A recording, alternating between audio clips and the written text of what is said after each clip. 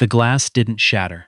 It simply slipped from the edge of the mahogany sideboard and landed on the marble floor with a sound like a single note struck on a piano, clean, sharp, final. And in the half-second of silence that followed, before anyone moved to clean it up, Serena Okafor looked at her husband across the length of that enormous dining room and understood, with a clarity she had been avoiding for years, exactly what she was to his family. Not a wife, not even a guest. A problem they hadn't yet found the words to solve. The Caldwell estate sat on 40 acres outside of Charleston, South Carolina, and it had been in the family for 4 generations. The main house had 14 rooms, a wraparound porch that faced a pond, and a formal dining room that could seat 32 people without anyone feeling crowded.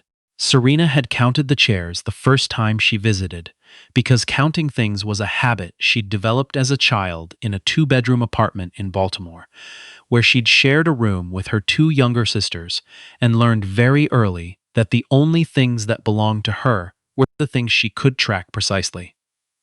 She was 37 years old when she first walked through those doors on a Thursday evening in October. She was 37, and she had just sold her second company for $214 million, and she was wearing a blue dress she'd bought at a consignment store in Atlanta because she hadn't had time to shop, and she was holding a bottle of wine she'd picked at the airport because she didn't know what else to bring, and she was in love with Thomas Caldwell in the way that only makes sense when you've spent most of your adult life building things, instead of feeling things, and suddenly, without warning, there is a person who makes you want to stop building for 5 minutes and just breathe. Thomas had told her they were low-key people, unpretentious, down to earth. The estate had a guest house larger than the apartment Serena had grown up in. She did not say this. She smiled, and she shook hands, and she complimented the house. And she met Thomas's mother, Constance Caldwell, who was a small woman with silver hair and a handshake that was perfectly calibrated, firm enough to signal she was not a pushover, brief enough to signal she was not enthusiastic. She met his father, Gerald, who was loud in the way of men who have never had to be quiet, and his older brother, Preston, who assessed Serena in a single sweeping glance, the way men sometimes do when they are trying to decide if a person is a threat or an inconvenience. She met Preston's wife, a blonde woman named Catherine, who smiled at Serena with her entire face and none of her eyes. Dinner was served at 7. Serena sat at the far end of the table. She told herself the seating arrangement was an accident. In the same way she told herself that Constance's habit of asking Thomas questions directly across Serena, rather than to Serena, was just a generational thing, a quirk, not a statement. In the same way she told herself that when President made a comment at the Easter brunch in the second year, something about self-made people and their tendency to overvalue their own stories, he wasn't talking about her specifically. He was speaking generally. To the room. To no one in particular. She was very good at telling herself things. She had learned this skill in the same Baltimore apartment where she'd learned to count chairs. When you grow up in a place where there isn't enough, not enough space, not enough money, not enough of the kind of quiet that lets a child think, you learn to curate reality. You take the pieces that are useful, and you set aside the pieces that aren't, because you cannot afford, not then, not as a child with 2 sisters and a mother who worked nights, to sit with every difficult thing, so she was practiced at it. At the setting aside, the first time Constance referred to Serena's company as Thomas's wife's little tech venture, Serena set it aside. The first time Catherine asked, with genuine seeming curiosity, whether Serena had gone to college traditionally or one of those online programs, Serena set it aside. The first time a Caldwell family friend, a man named Roger, who came to the 4th of July picnic every year and wore the same seersucker jacket, asked Serena if she'd mind helping him find where the extra napkins were stored. As if she were the catering staff. She smiled, and she pointed him toward the kitchen, and later, alone in the guest bathroom with the door locked, she pressed her palms flat against the cool porcelain of the sink and looked at herself in the mirror for a long time. She did not cry. Serena Okafor did not, as a rule, cry in other people's bathrooms. She had built her first company out of a shared office space in Baltimore. When she was 26, a logistics software platform that solved a problem she'd identified while working as a shipping coordinator after college, a job she'd taken because it paid $11 more per hour than the alternatives, and she had student loans and a mother whose knees were giving out.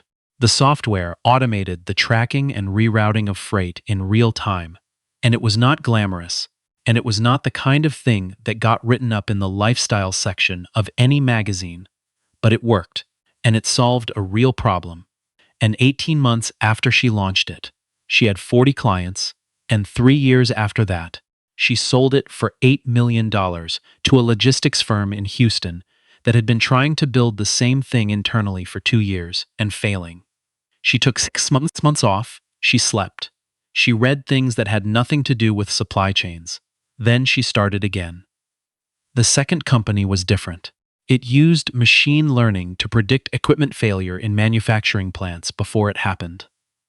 Not after the conveyor belt stopped, not after the line went down and the losses started stacking up, but before, sometimes days before, based on patterns in operational data that no human supervisor would have caught. She built it with 2 engineers she'd met at a conference in Detroit and a product designer she'd worked with at the logistics firm. And she ran it for 6 years, and she grew it from 4 people in a rented office to 212 people in 4 cities. And when she sold it, she was 36 years old. And she was, by any measure that mattered, extraordinarily wealthy. She met Thomas 4 months after the sale closed. He was a corporate attorney. He was kind. He asked questions and then waited for the actual answers. He laughed at the right moments and not the wrong ones. He had a way of looking at her when she was talking about something technical. Not the glassy-eyed patience of someone waiting for a topic to change, but actual attention, the kind that processes and responds, that she had not encountered often enough in her life.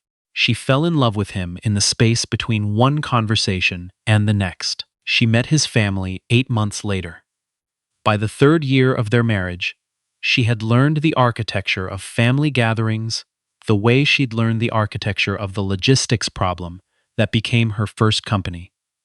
Systematically, through observation, by identifying where the pressure points were and anticipating them, she knew that Preston would find a way, within the first hour of any gathering, to mention something about Thomas's childhood or the family history that excluded her by design. Not with malice that anyone could call out, but with the casual confidence of someone who had decided, once and for all, that her presence was temporary. She knew that Catherine would follow Preston's lead within 10 minutes of his opening move, the way a second instrument picks up a theme already established. She knew that Constance would speak to Thomas about practical matters, the house, the holidays, the cousins' various milestones, in a tone that implied Serena was not quite there, not quite present, hovering somewhere at the edge of a conversation she hadn't been invited to join. And she knew, though she could not prove it, and had never said it aloud to Thomas, that the thing underneath all of it was not about her personality, not about her manners, not about any of the things that etiquette and good faith might theoretically address. It was about what she looked like, where she came from, the distance between the life she'd built and the life they'd expected their son to marry into. She'd once overheard Gerald telling a story at the edge of the porch to a cluster of men holding bourbon glasses about the way things used to be done in South Carolina. She didn't hear the whole story. She didn't need to. She knew the genre. The family reunion that summer was held at the estate, as it always was, because the estate was the kind of place that justified a reunion. The kind of place that made you understand why some families kept property and other families didn't. There were 60-something guests. There was a catered lunch on the lawn, tents and tables arranged around the pond, a live trio playing somewhere near the gazebo. There were children running through the grass in good shoes. There were men in blazers talking about real estate and the market, and a new development outside Savannah.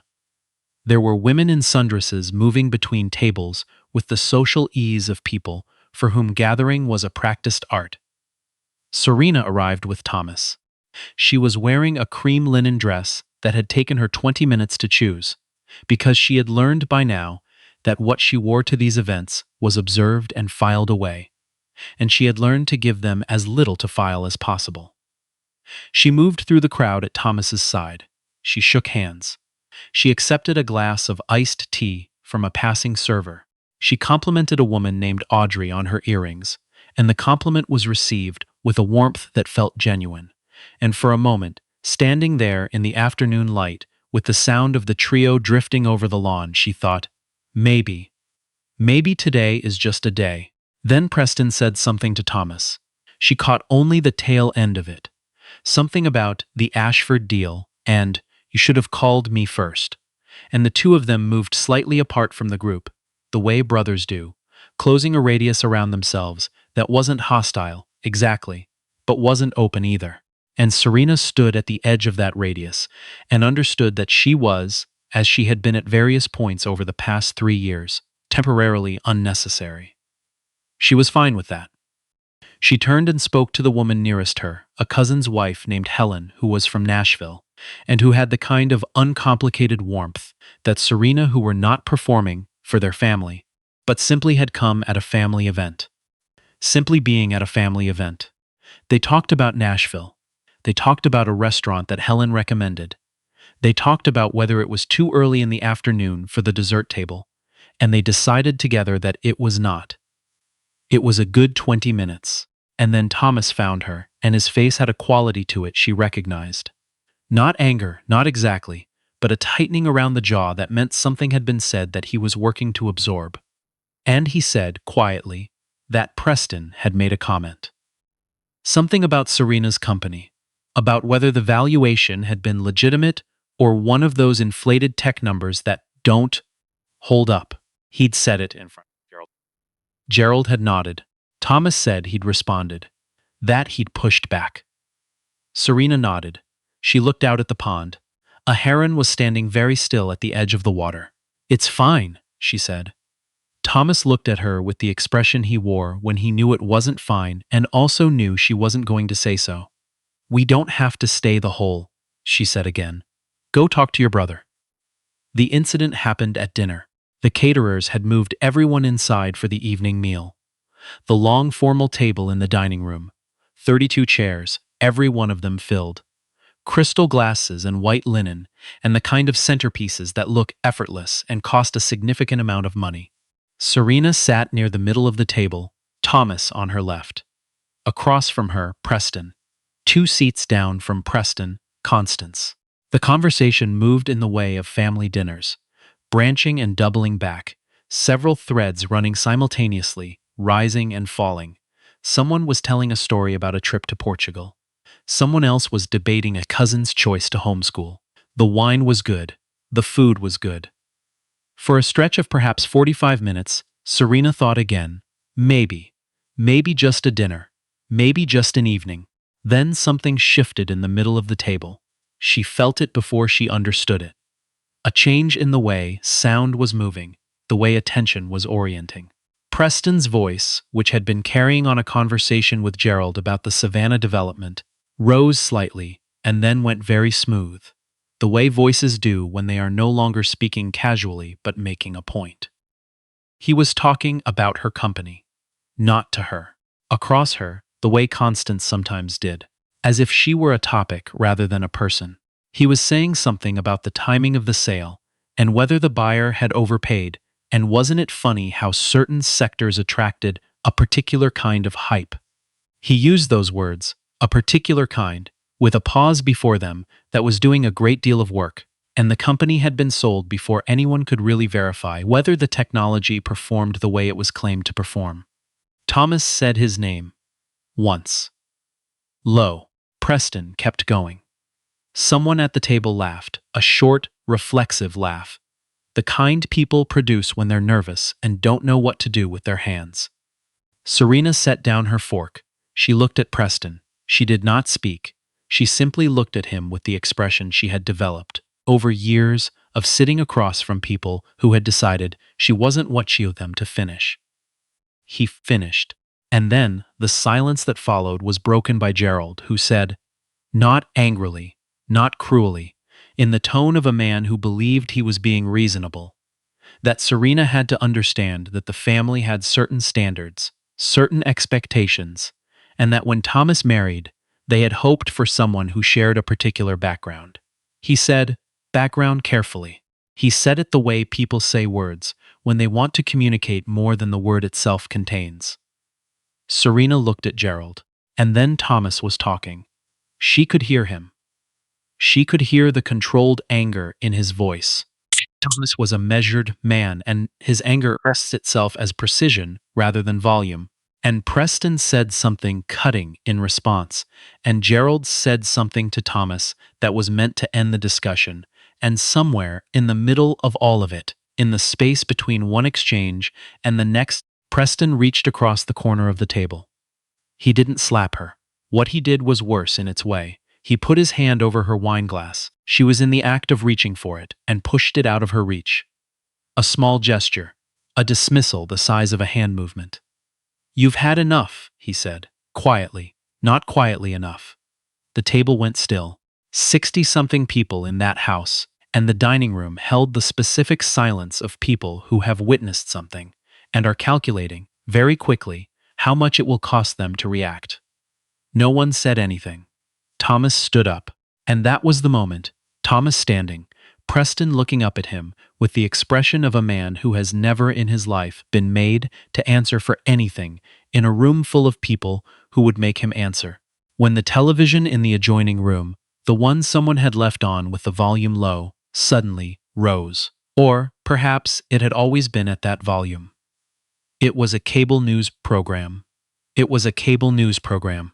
The kind that ran in the background of hotel lobbies and airport lounges and the adjoining rooms of houses where families were gathered for reunions.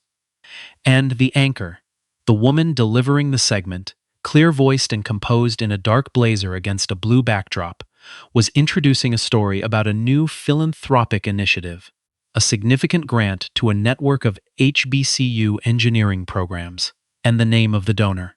The name on the screen, in the lower third graphic that news programs use to identify the subject of a segment, was Serena Okafor. The woman on the screen was Serena Okafor. The anchor said the name twice. She said the amount of the grant. She said the name of the initiative. She described, in the practiced shorthand of broadcast journalism, the company that Serena had built and sold, the background that had shaped her, the specific nature of the technology she had developed. The segment was perhaps 90 seconds long. In the dining room, not one person moved. Preston's hand was still extended in the air above the table, hovering, because he had not yet had reason to lower it, and he had not processed quickly enough what was happening to move it back. He looked like a man in a photograph, caught mid-gesture, context dissolved. Gerald looked at the television. Constance looked at Serena. Serena looked at no one. She picked up her water glass. Not her wine glass, her water glass, the one that was in front of her and belonged to her, and she took a slow drink. She set it down. She folded her napkin in her lap with the precise, unhurried movements of a woman who has waited longer than this for larger things and has learned that composure is not the absence of feeling, but the decision not to surrender the moment to someone else's discomfort. Thomas sat back down. He did not look at his brother. He looked at Serena. She looked back at him. I think, she said, quietly enough that only Thomas and the two people nearest her could hear, that I'd like some more water. The server, who had been standing frozen near the sideboard, moved immediately. The reunion ended at 10:30. People gathered their things, in the way of people who understand that the atmosphere of an evening has changed and are no longer certain of the social rules that apply. Catherine said goodbye to Serena with a warmth that had not been present at hello. Audrey, the woman with the earrings, pressed her hand and said nothing, which was the right thing. Gerald did not approach Serena directly. Constance, at the door, said goodnight to Thomas first, and then to Serena, and when she said Serena's name, she used it the way she had not used it before. not as an afterthought, not as an appendage to her son's name, but standing alone with the weight of a proper noun that belonged to a person rather than a category. Preston left without speaking to either of them. In the car, driving back to the hotel where they were staying for the weekend, Thomas was quiet for a long time. The headlights moved across the dark road. Somewhere in the trees, something was making a sound. "You knew," he said finally, not accusing, just recognizing. "I knew about the segment," Serena said. "The network told me 2 days ago. I didn't tell you because I didn't want you to." She paused, choosing. "I didn't want you to be thinking about it all day." Thomas was quiet again. "Or hoping it would fix something," she added. He turned that over. He was a precise man. He liked to understand things correctly before he responded to them. "Did it?" he asked. Serena looked out the window at the passing dark. "It fixed what it fixed," she said. What happened in the weeks that followed was not dramatic. That was the part that no one who hadn't lived through something like it would have expected. That the reckoning, when it came, arrived without shouting. Gerald called Thomas the following Tuesday.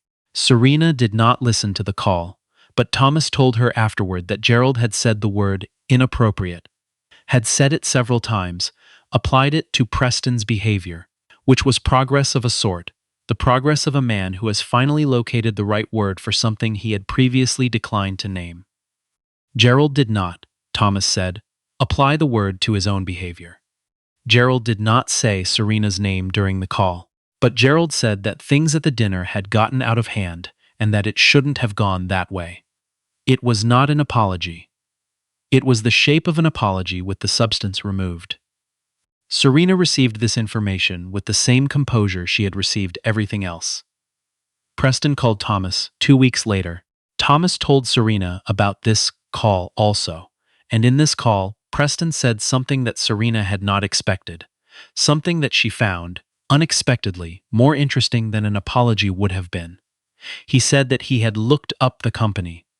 He said he had read 3 articles about the technology, about the problem it solved, about what the engineers and the industry analysts had said about it. He said he hadn't understood before what it actually did. He did not say he had been wrong about anything other than his understanding of the technology. But he had looked it up. Serena thought about this for a while. She thought about a man who had spent 3 years certain of something and had, in the space of a 90-second television segment, discovered that his certainty was missing information. She thought about what that discovery costs a person. She thought about whether it was enough. She decided that it was not enough, and that it was also something, and that both of these things could be true simultaneously without requiring her to resolve the tension between them. The grant made news in other places, not only the cable segment. A technology publication ran a profile of Serena 2 months after the reunion. The journalist who wrote it was thorough and asked good questions, and Serena answered them with the same precision she brought to everything. And the profile described her background.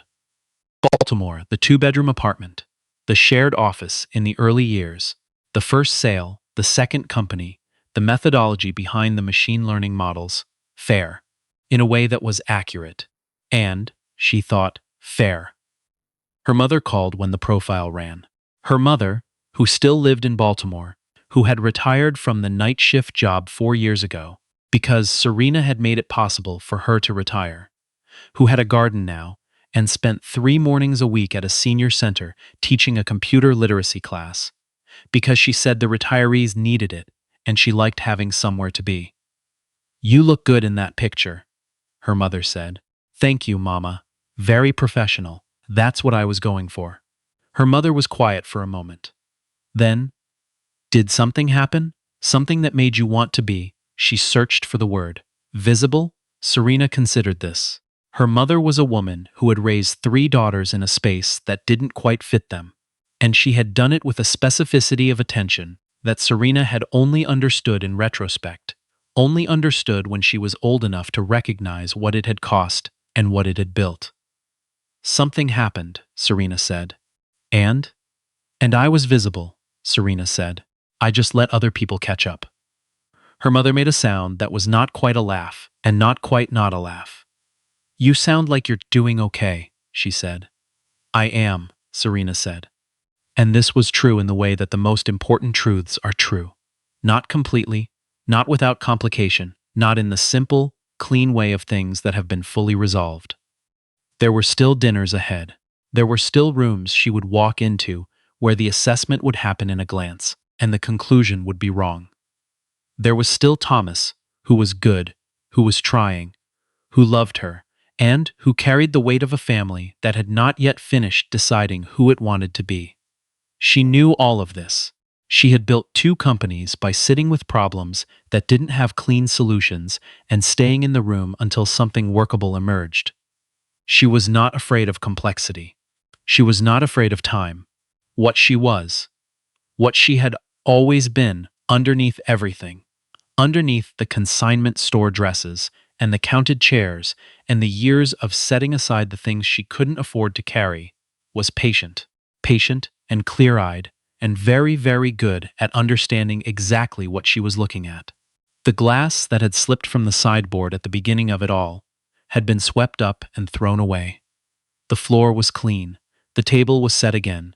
Serena Okafor sat at it, and she stayed.